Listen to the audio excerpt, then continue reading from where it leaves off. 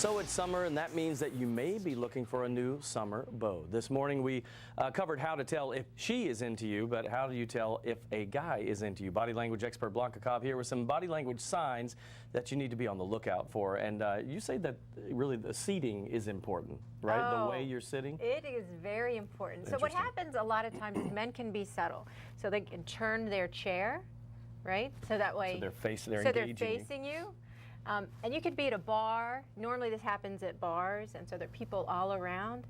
Men tend to get territorial, so they'll move their feet and they'll put it on your footrest. That's interesting. Oh yeah, I mean they're it's claiming space. Yes, I mean they're staking their claim. They'll lean in, they'll drape their arm behind, it gets them closer. That lets everybody else know too that I'm talking to this person. Oh yes, and then don't be surprised if you get up and go to the restroom and then your seat is magically closer to his.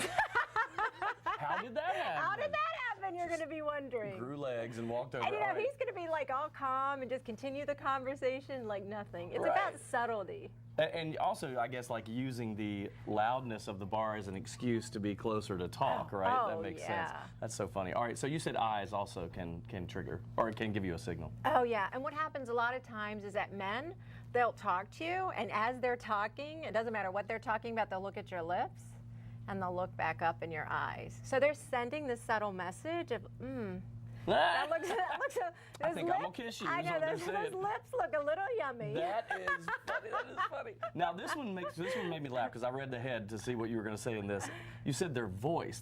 Guys will change their voice. Yes, it drops an octave. That's so funny. It totally does. So if you can envision Joey Tribbiani from the hit show Friends, it's like, how you doing? It actually drops, and it's a sign of interest. And here's the deal.